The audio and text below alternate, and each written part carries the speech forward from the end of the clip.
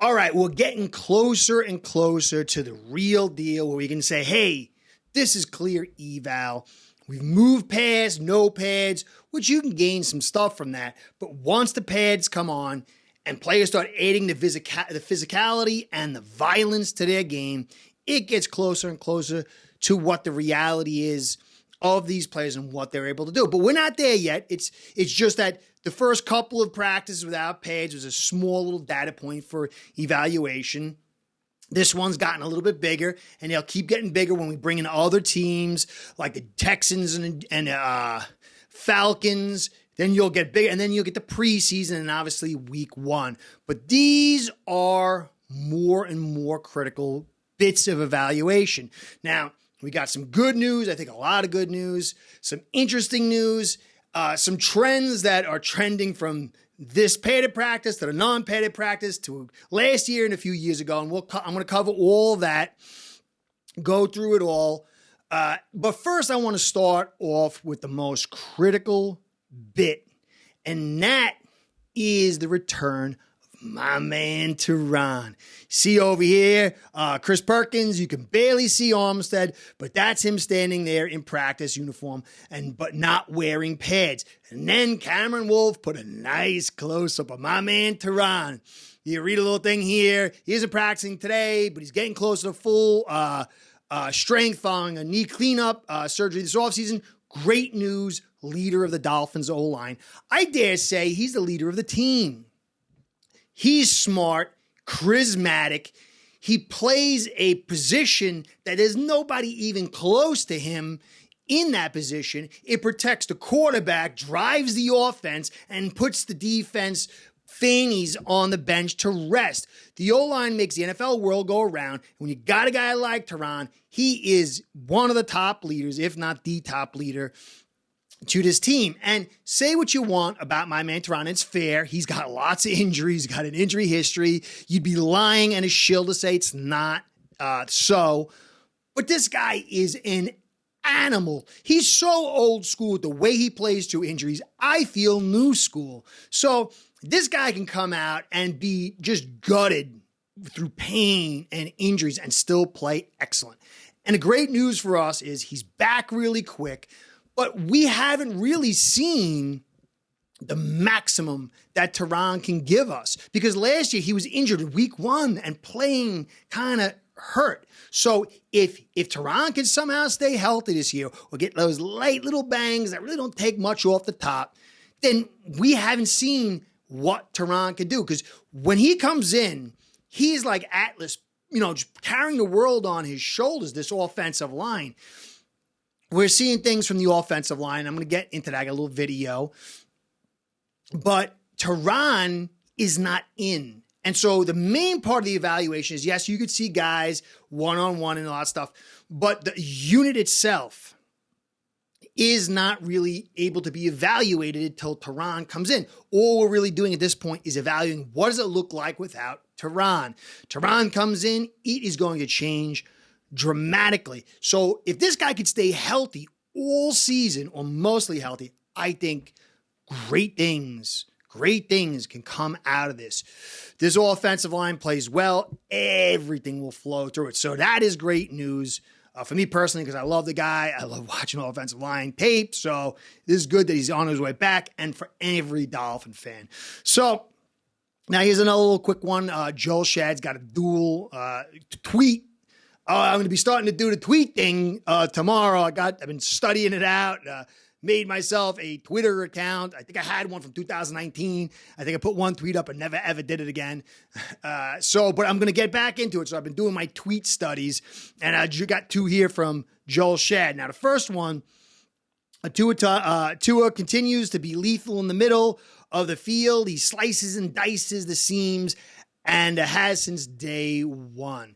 And, it is it's practice and all this other stuff, but this is what he's supposed to be doing. If he's not doing it, then you'd complain. So, yes, this does not mean he's going to have an all-pro season, to be the best ever and whatever, but this is what you want to see, and that's all you can ask, and you want to keep on seeing it. He hasn't had any real bad days. They've all been either pretty decent or good, and so this is great news, and this is something we can just kind of push to the side and deal with all the areas that are really more important for us to focus on. And one of those, a positive note, real big positive note, and something I said before training camp started. I said, Brandon Piley, I guess I got to figure out how to pronounce the guy's name.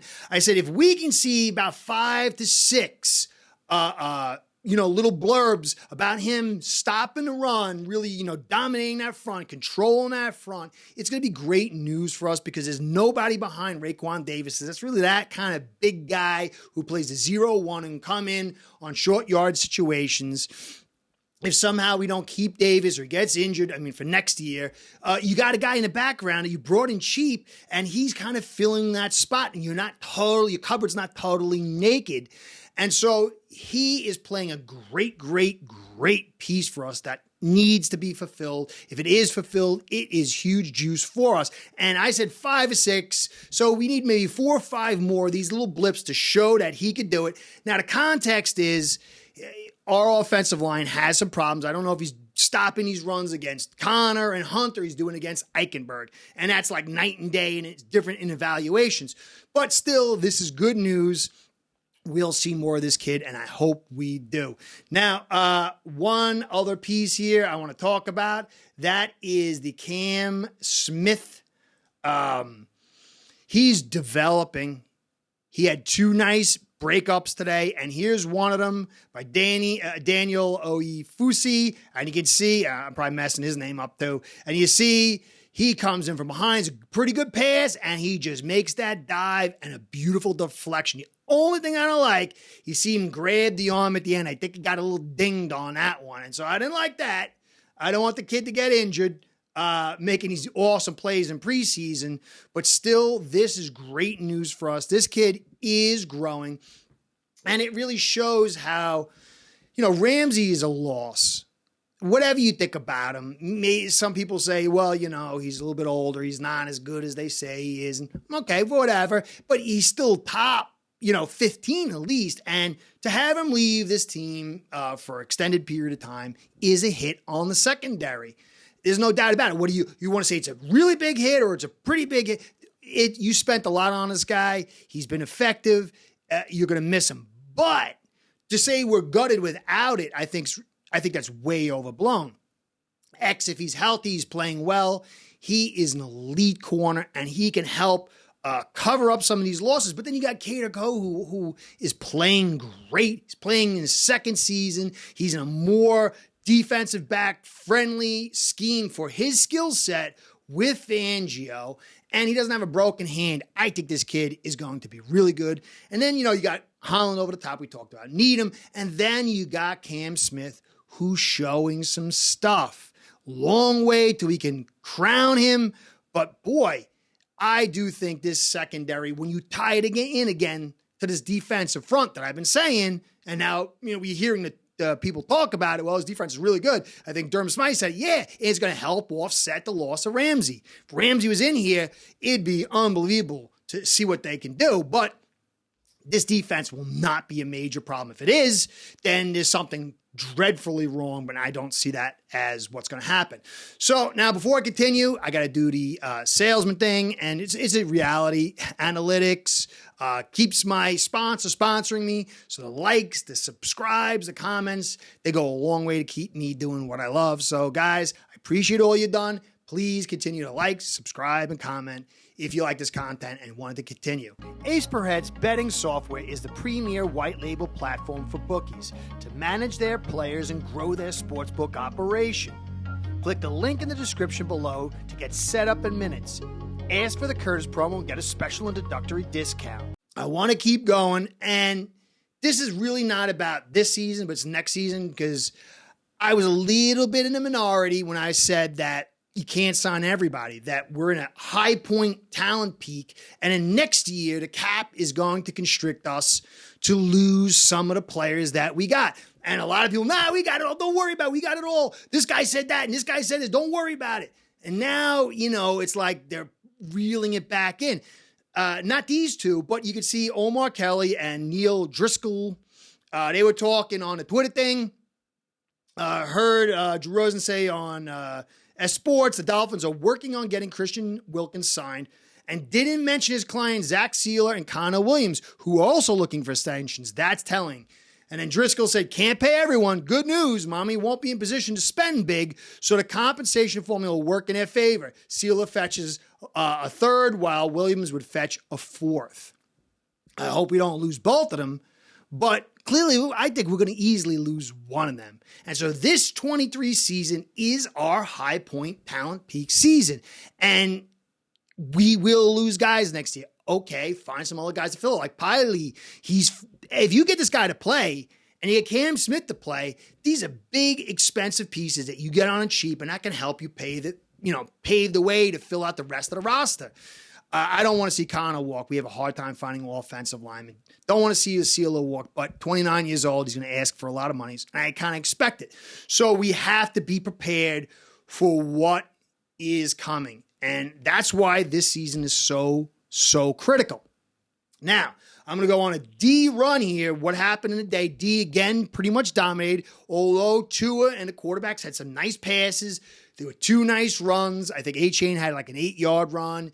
And then you'll see later on, Gaskin had a nice 25-yard run. But the defense is looking good.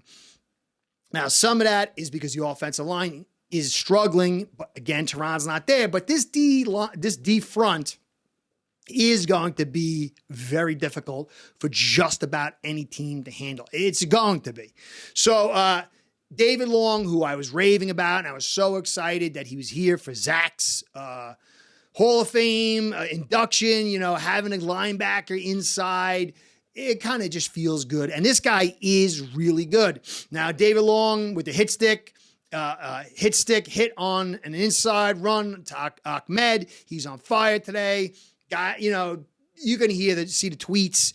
This guy is good. He's gone sideline to sideline. He's good in coverage. He's good on the hits. He's just really something different than we've seen in a while. Great news. Now, Xavier Howard just got a PI flag thrown on him, defending the chosen. Now, Howard holds a lot. Anybody who complains about other teams not getting away with stuff, just watch Howard through a game. This guy has at least 2 or 3 penalties a game that doesn't get called because he is Howard. That's what he does. But the chosen, this is an offensive little part here, is going to be a bit of a difference maker, in my opinion. I've been saying that for a while, and I think that is going to prove him to be correct. He is just 6'3" and fast. So there's bad news on Howard, but that's what he does, but it's good news for the offense. Now, the bad news for the team and the offense, but again, it's got to be mitigated by the lack of Terron, is this offensive line. And I got a video at the end of this, but you could see it was another day of pressure, and beating the offensive line. Not saying they didn't win sometimes, but the general tenor of the day was D-line beating offensive line. Now, Agba, you can see Omar Kelly, got a bunch of tweets from Kelly. I still liked when he used to, he was the first guy to really start covering everything in detail, I believe, and it was a guy I always followed, so I really enjoy following him when he does this training camp coverage. Agba pressured White on a throw that ended up incomplete. Zach Sealer with a sack on Skyler, who throws the ball for a completion, but Dan Feeney would have allowed a sack. Jalen Phillips just came screaming off the edge for a pressure on Tua. Then X and Howard converged on Tua's pass, but neither could come down with it. Bradley Chubb with a sack. And then, the big play on the ground for the day was Myles Jackson with a 25-yard run to the left side. Boss run of the day. Great line block on the outside run zone. And that's what we're good at. We're good at run, goes, no, it goes, and then you pop it. And that's what our offensive running game is going to be about. Problem is the consistency. And then when you have to run inside. But still, this was nice to see. But overall, this D-line was dominated. This offensive line was dominated. I'm trying to put the video up here and not able to fully process. I got my Eichenberg and Jackson video here. The only one I could find. And so we'll take a look at it, and I'll break it down a little bit. But you're going to see trends that we've seen. This doesn't say they suck and they're not going to break the trends, but this is clearly what we've seen last year and before, and I'm not happy with it. Plenty of time, But let's see. So here we go. Here's the play. So we're going to be a run left. Jackson at right tackle at the end and Eichenberg inside. It gets a little blown up, a little bit of bang there, not a full hit. But I'll break it down a little bit slow, a little close up. And I'm going to show you Jackson and Eichenberg. And you're going to see there's something that we always see. There's Jackson and there's Eichenberg. Now, watch here.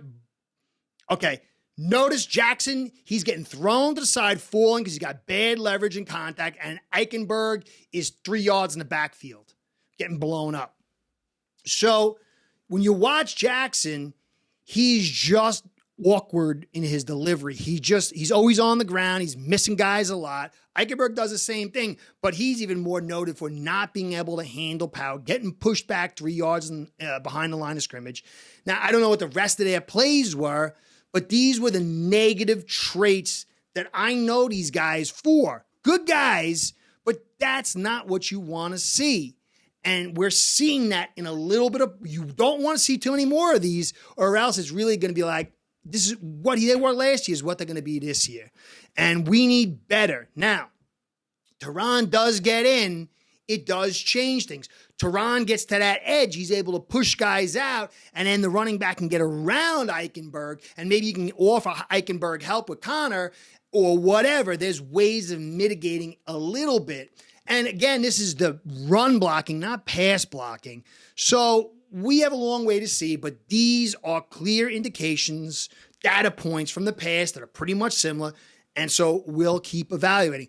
Overall, I think this team is going in the right direction as far as its defense, as far as its secondary. A lot more to go as far as what the coaching's going to do on the field and this offensive line when Terron gets added. But day one practice revealed some pretty good stuff, a few concerning things. Let's keep evaluating. Anyway, thanks for stopping by. I appreciate all you guys do. Curtis saying, be well, see you soon. Go Fins. Start building your own online sportsbook today by getting signed up with acebread.com service that'll allow you to book action on sports from all around the world.